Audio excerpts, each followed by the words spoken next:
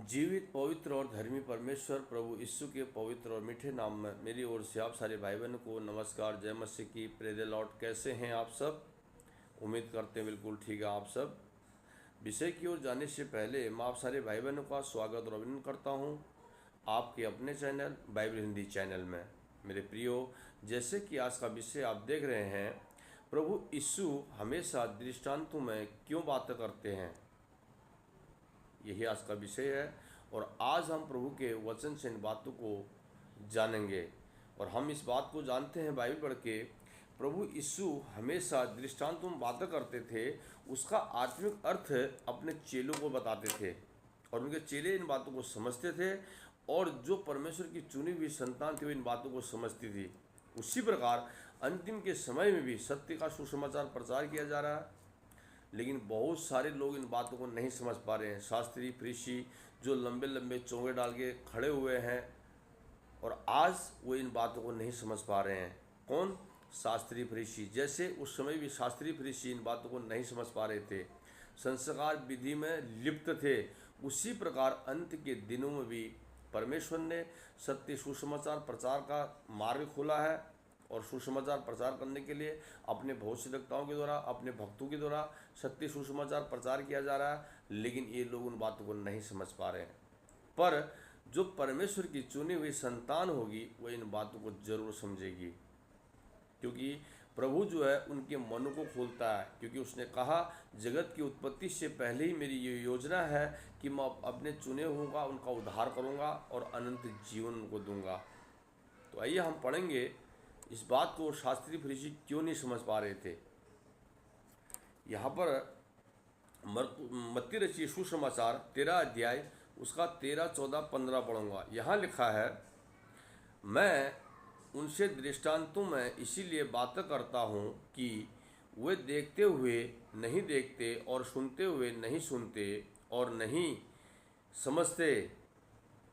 उनके विषय में यशाया की यह भविष्यवाणी पूरी होती है, तुम कानों से तो सुनोगे पर समझोगे नहीं, और आँखों से तो देखोगे पर तुम्हें ना सूझेगा, क्योंकि इन लोगों का मन मोटा हो गया है और वे कानों से ऊंचा सुनते हैं और उन्हें अपनी आँखें मूंद ली है, उन्होंने अपनी आँखें मूंद ली है।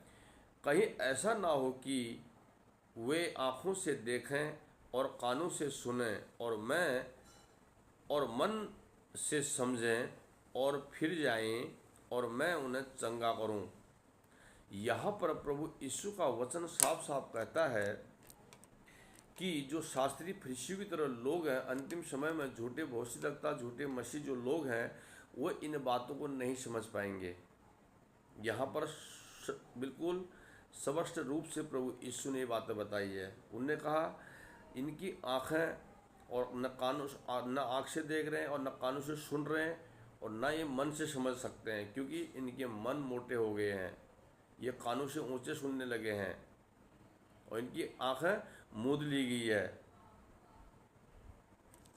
यहाँ पर लिखा, क्योंकि इन लोगों का मन मोटा हो गया है और वे कानों से ऊंचे सुनते हैं और उन्होंने अपनी आँखें मूंद ली है।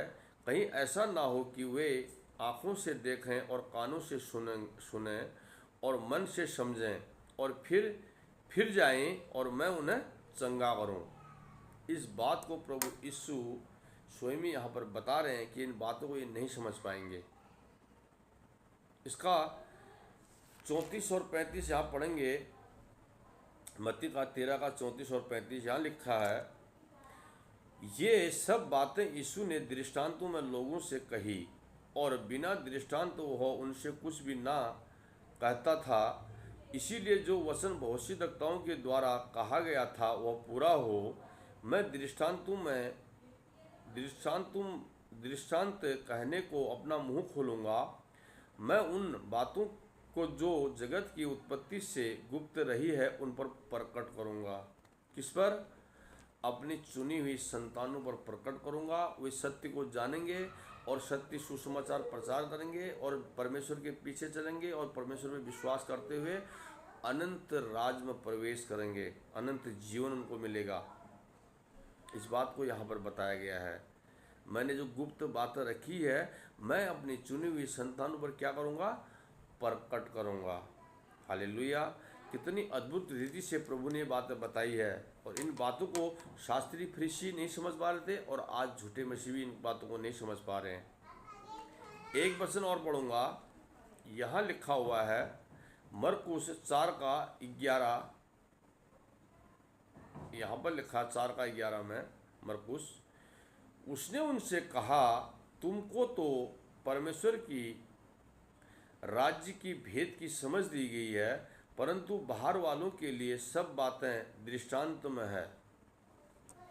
परमेश्वर की चुनी हुई संतान को परमेश्वर ने क्या दी है? परमेश्वर की राज्य की भेद की समझ दी है। वो इन बातों को समझेंगे और जानेंगे और सत्य पर बने रहेंगे, और सत्य उनको स्वतंत्र करेगा। तो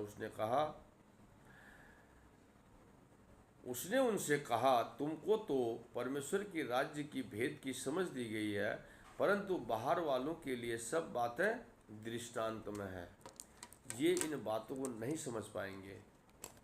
और आज जो पूरा बाइबल जो लिखी गई है वो दृष्टांतों बातों में बात करती है, लेकिन उसका आत्मिक अर्थ अपने परमेश्वर चुने हुए संतानों में प्रकट करता है। पर शास्त्री फरीसी इन बातों को नहीं समझ पाएंगे। वैसे झूठे मसीह, झूठे भविष्यद्वक्ता जो आज संसार में उठ खड़े हैं, इन बातों को नहीं समझ पाएंगे, क्योंकि परमेश्वर ने इनके मन मोटा कर दिया है और इनके कान भी भारी कर दिए हैं। ये इन बातों को नहीं समझ पाएंगे, इनकी आंखें मूंद ली गई है। इस बात को परमेश्वर ने स्पष्ट रूप से यहाँ पर बताया है। और आज हम देखते हैं जब सत्य का प्रचार होता है, बहुत से लोग इन बातों को नहीं समझ पा रहे हैं। क्यों नहीं समझ पा रहे हैं? ये परमेश्वर की ओर से इन्हें समझ नहीं दी गई है इन बातों पे। परमेश्वर अपनी चुनी हुई संतानों को इन बातों को प्रकट करेगा। उसने कहा, जगत की उत्पत्ति से इन बातों को, ये बात जो गुप्त है, मैं उन पर प्रकट करूंगा अपनी चुनी हुई संतानों पर। मेरे प्रियो, इन वचनों के द्वारा परमेश्वर आपको और आपके घराने को आशीषित करे। वीडियो को लाइक और शेयर करिएगा। सबको जय मसीह की। अगले वीडियो में फिर मिलूंगा। God bless you.